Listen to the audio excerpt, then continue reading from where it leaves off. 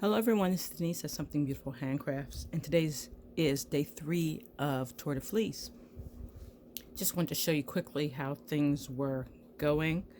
And also, this particular Tour de Fleece is going to be a little different because I already have a project in the works and I have an assignment I have to spin for.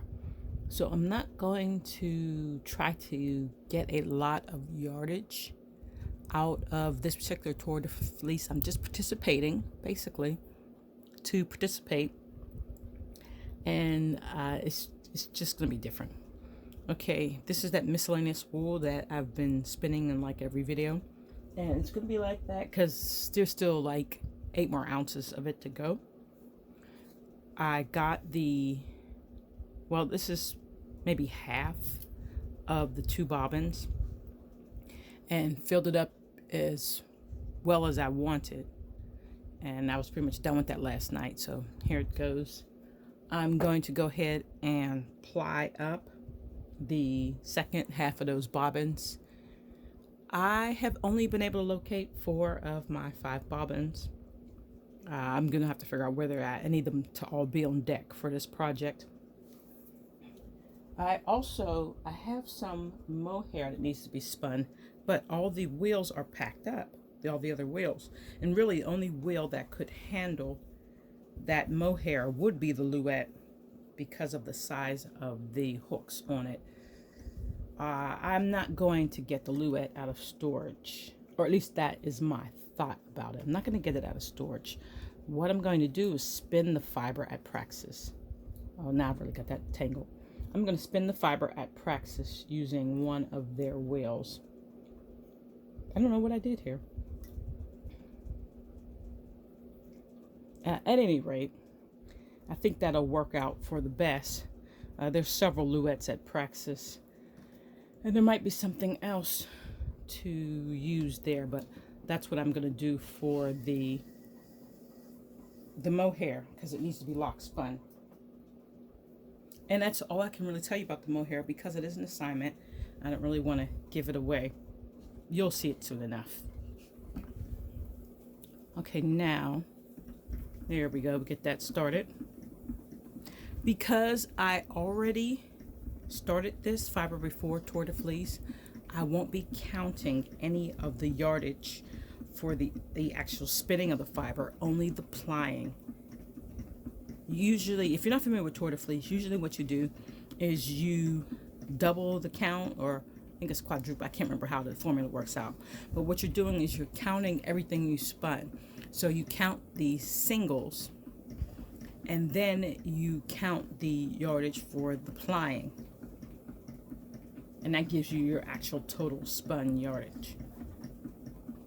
And like I said, since these singles were not spun during Tour de Fleece, I officially can't count them, only the plying here.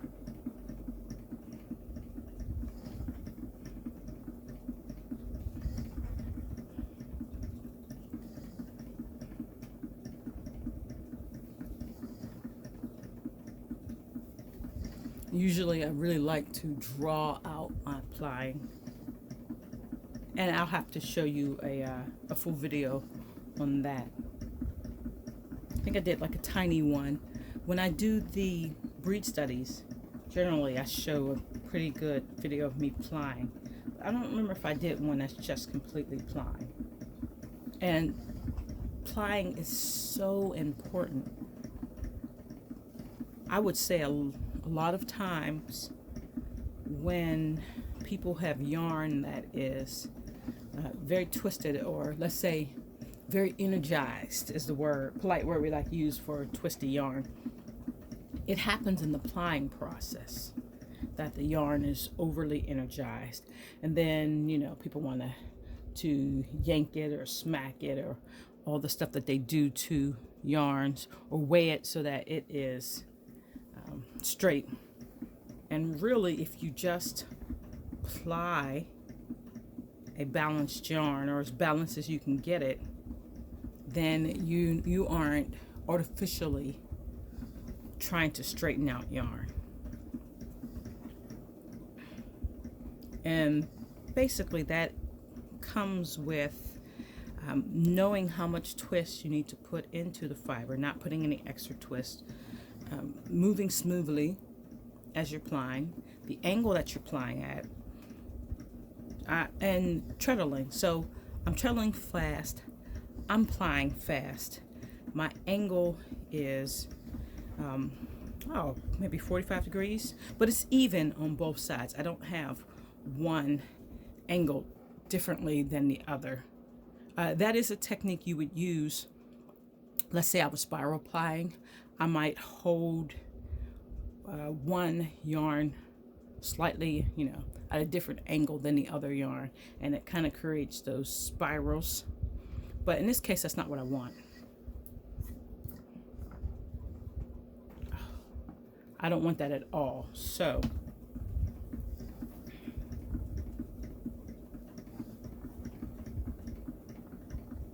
I'm plying fast because I'm treadling fast. I could slow down if I needed to, but I don't. In my case, I can ply as fast as I can treadle. And sometimes people don't draft as fast as they treadle, or they don't ply as fast as they treadle, and that's where we create those extra unwanted twists. So if your hands are not moving as fast as your feet are, then you need to balance that out. Sometimes too, your hands are moving faster than your feet, and you're sending things into the orifice that are not plied well. So you wind up with yarns that have a lot of loose spots, or not particularly well plied spots. And then too, you also have to pay attention to the fiber. If when you were spinning singles, you have patches that are thinner than other patches, and it happens to all of us sometimes for various reasons, we're not paying attention, or there was a slub, or there was a nep or something. Like this is a piece of VM. But at any rate, you get those spots where they're thin. You've got a thick spot, a thin spot, and a thick spot. When you ply, you're going to get more twist in that thin spot area. So you really have to be aware of the fiber as it's coming through, well, coming, together here. And make sure that if you are going fast and furious, that you stop for that spot to fix it as much as you possibly can, so you don't wind up with really tightly plied, a whole lot of really tightly plied spots, or really loosely plied spots. If you're going fast and you've got a thick spot, you have to slow that down so you can take care of that. So you're still feeling the fiber and paying attention to those things as you spin. I know a lot of people like to think of spinning as, you kind of zen out and just relax and let your fingers move. But if you want a particular type of yarn, if you want your yarn to look a particular type of way, you really do need to be mindful of this process as you are spinning. Okay.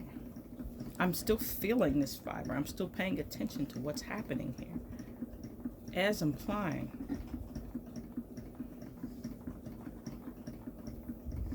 I'm very much monitoring the fiber.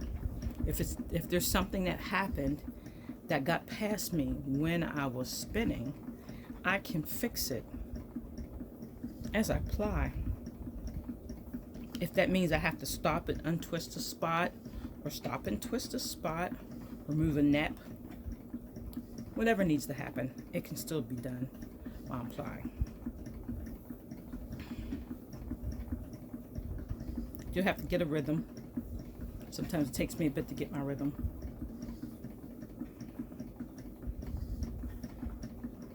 And fibers are different. This particular, whatever this is, I mentioned it when I first started, it still is really sticky. All the lanolin was not taken out of this preparation. So I am fighting that stickiness as I spin.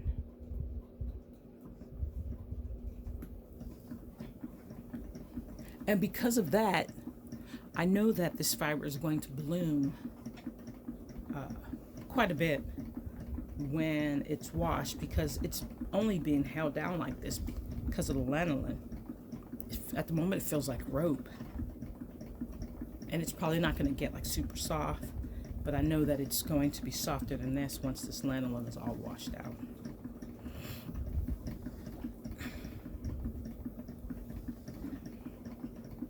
I don't know what this is, but when it's bats and roving like this, to me it doesn't seem like a great idea to wash it. When I know it's sticky like that, this is a good idea for me to wash it before I've spun it. Especially since I really don't know what it is. I mean, it could just turn into a big massive felt ball. I could have dyed it actually, and would have gotten out with some hot water a lot of that, but I didn't want to dye it.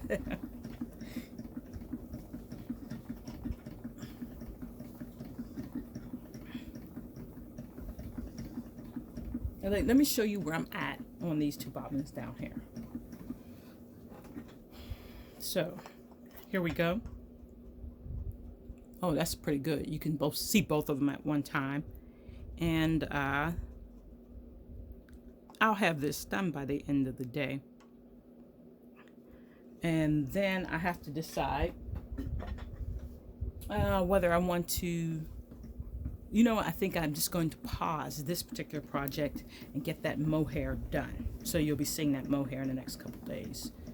And then I will go back to this. I'll have a look and see. I would like to have some nice colorful pictures for Tour de Fleece. But if you've ever seen my last couple years of Tour de Fleece, for the most part, I never show you anything good. Because a lot of times I'm just spinning up large batches of a solid color that I do something with after I finish. So when you see the knitting and the finished products or the yarn pictures on Instagram, then you have a good idea of what's happening. But a lot of times I don't have any of those really flashy, good, pretty Tour de Fleece pictures that you see a lot of, because I'm not spinning at random. I'm very goal focused. I mean, I like the spin all the pretty thing types, but that's really not what I do for the majority of the fiber artwork that I'm doing.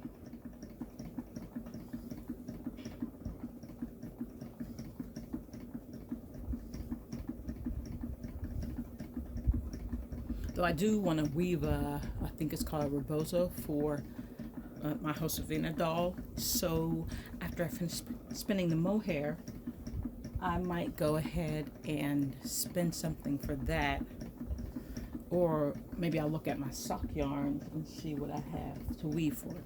I don't know. You'll know when I know. All right, everybody, I'm going to leave you alone. If you're participating in Tour de Fleece, have a happy spin. See you in a couple days. If not, take care of yourselves this week, and I will talk to you later.